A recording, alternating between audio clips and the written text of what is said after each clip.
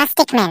एक छोटा सा गांव था जहां रात होते ही सब अपने घरों के दरवाजे बंद कर लेते थे, क्योंकि उस गांव में एक स्टिकमैन घूमता था जिसे किसी ने ठीक से कभी देखा नहीं, लेकिन उसकी परछाई सबने देखी थी।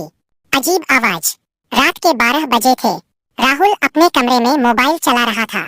अचानक ठक ठक ठक, दरवाजे पर किसी ने दस्तक दी। राहुल ने सोचा, इतनी रात को कौन हो सकता है। उसने दरवाजा खोला। बाहर कोई नहीं था, लेकिन जमीन पर एक लंबी काली परछाई थी जो धीरे धीरे हिल रही थी। परछाई का पीछा। राहुल डर गया, लेकिन जिज्ञासा में वह उस परछाई के पीछे पीछे चलने लगा। परछाई उसे गांव के बाहर एक पुराने सूखे पेड़ के पास ले गई। वहां पहुंचते ही ठंडी हवा चलने लगी, विंडफेस, और अचानक वो परछाई दीवार से अलग होकर खड़ी हो गई। अब वो सिर्फ परछाई नहीं थी, वो एक जिंदा स्टिकमैन था। उस स्टिकमैन की आंखें नहीं थीं, लेकिन फिर भी ऐसा लग रहा था जैसे वो राहुल को घूर रहा हो। अचानक उसने बोलना शुरू किया, तू मुझे देखने क्यों आया?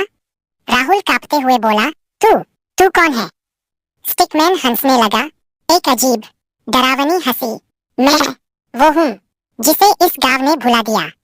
स्टिकमैन ने बताया कि कई साल पहले गांव वालों ने एक आदमी को झूठे आरोप में मार दिया था, और उसी की आत्मा अब स्टिकमैन बनकर हर रात लौटती है। जो भी उसे देखने की कोशिश करता है वो कभी वापस नहीं आता। राहुल भागने लगा, लेकिन उसके पैर जैसे जमीन में चिपक गए। स्टिकमैन धीरे धीरे उसके पास आया और बोला, अब तू भी मेरे साथ रहेगा। अचानक सब कुछ अंधेरा हो गया। अगली सुबह गांव वालों को सिर्फ राहुल का मोबाइल मिला, जिसमें आखिरी फोटो थी एक स्टिकमैन की काली परछाई जो कैमरे की तरफ मुस्कुरा रही थी। अंत या शुरुआत? उस रात के बाद गांव में एक नहीं, दो